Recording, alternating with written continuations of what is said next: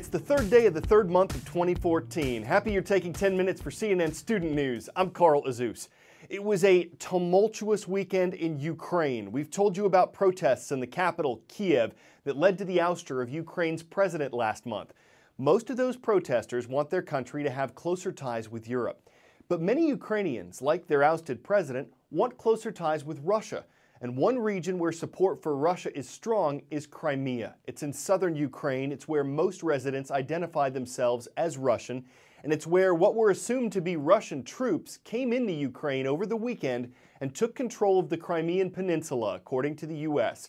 The troops surrounded 3 Ukrainian military bases. There wasn't any combat, but the U.S. calls this an act of Russian aggression and says Russia is breaking international law by sending troops to Ukraine.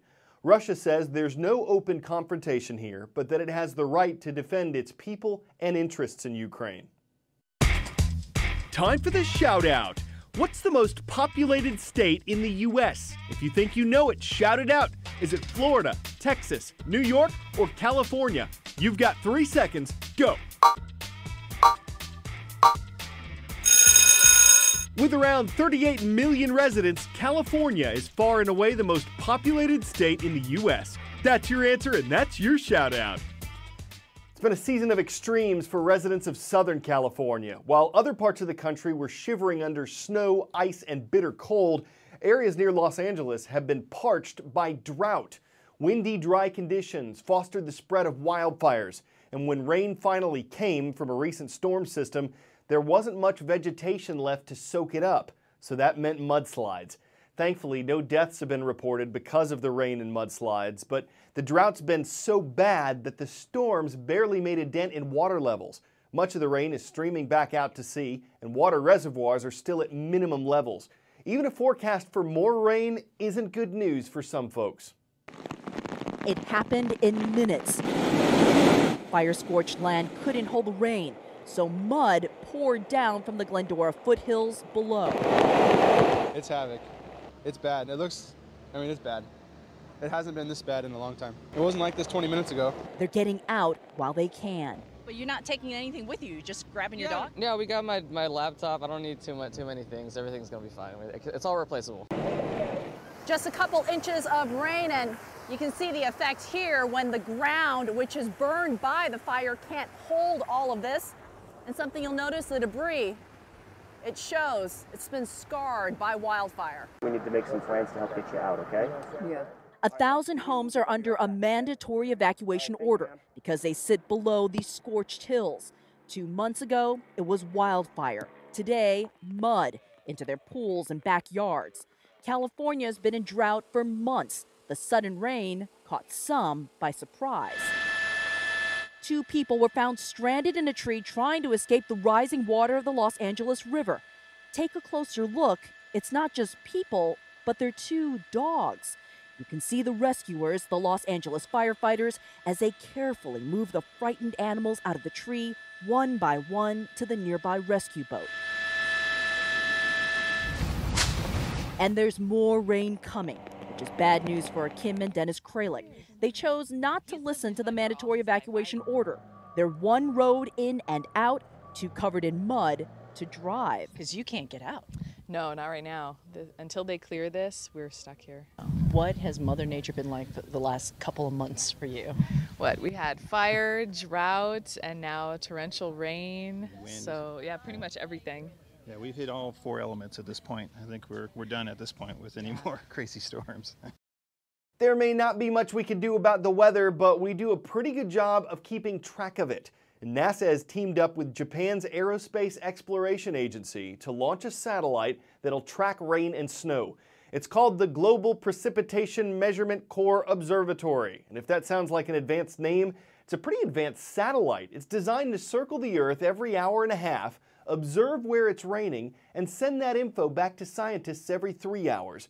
It can tell the difference between rain, ice, and snowfall and the different amounts of each. And it'll help researchers keep track of the global climate and its water cycle. This is not a cheap project. The satellite cost NASA $933 million. It's designed to last at least 3 years. First roll call of the month begins in the Pacific Northwest. We're starting in the Evergreen State, where the Waterville High School Shockers are watching CNN Student News. Glad to be part of your day in Waterville, Washington. Moving east to South Dakota, specifically Gregory, South Dakota, it's where we find the Gorillas of Gregory High School. And on the Atlantic coast, the Collinswood Language Academy Jaguars are on today's roll. Hello to everyone in Charlotte, North Carolina. March is Women's History Month in the U.S. Congress designated this in 1987, and it honors the accomplishments of women and how they've changed the country. Good report to kick off this month is about Julia Ernst. You won't find her in history books, yet she's currently a high school student, a future Harvard student, and a 120-pound wrestling champion. There you go, front headlock, front headlock. On the mat, the wrestler in green is fast, fierce, and female. It is a rare sight even now in this overwhelmingly male sport.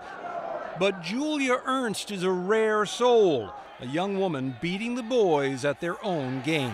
Nice, Julia, woo! One of only 3 females on the 7th grade team at her private school, by freshman year the others had quit and Julia stood alone. Despite the fact that I have supportive coaches and supportive teammates, it's still an interesting feeling to walk into a room and be the only person of your type. You know, you're in the locker room and you can't really josh around with the boys, you can't really make nicknames for each other, talk about whatever cool moves you learned in practice. All right, Julia. Yet encouraged by her parents who are into martial arts, she started winning over and over again, sparking a range of reactions. Some boys would outright refuse to wrestle her, others... If they're coming into the match with this sense of pride and this sense of superiority that they are male, therefore they are going to win the match. If I do end up beating them, then often, you know, those are the kids that are going to go off and cry in the corner or be really ashamed or have parents that come and yell at them. She's one of the hardest working wrestlers I've ever met, the hardest working person I've ever met. Whether it's schoolwork, whether it's athletics, she just goes as hard as she possibly could on everything. That wins tournaments and fans. With the season winding down, Julia, a team captain, faced one match to become the winningest wrestler in her school's history. Everybody was on their feet shouting and cheering, "Julia, Julia." And when she won, everybody jumped up and down. Women were literally crying to see this victory. She represents for all of these women, and I've had many conversations with women at these matches. Julia is my hero. She is doing, you know, she is trailblazing for women. Julia believes her little brother may soon enough eclipse her record, but for now she reigns supreme. 26 losses, 107 wins, all against men. When you hear your coach talk about your record at your school, what do you think? I'm happy. I'm very happy. I get a little bit giddy. I do a little bit of a happy dance, maybe. Call it Carnival, call it Mardi Gras. In New Orleans right now, it's whatever floats your float. Despite this video, there's no crabbiness here. Thousands in the Big Easy to let the good times roll. The party has gone on for 9 days now. It wraps up tomorrow. Mardi Gras, after all, means Fat Tuesday. It ends when the Roman Catholic season of Lent begins on Ash Wednesday. The Mardi Party may not be as big here as it is in Rio de Janeiro, for instance, but for those who are here, it takes the king cake. The crowd just lagniappes this up. They've got a beat on all the fun. Some might say they're a motley crew, but they're okay by me if they're okay by you. We'll float some more news and puns your way tomorrow on CNN Student News.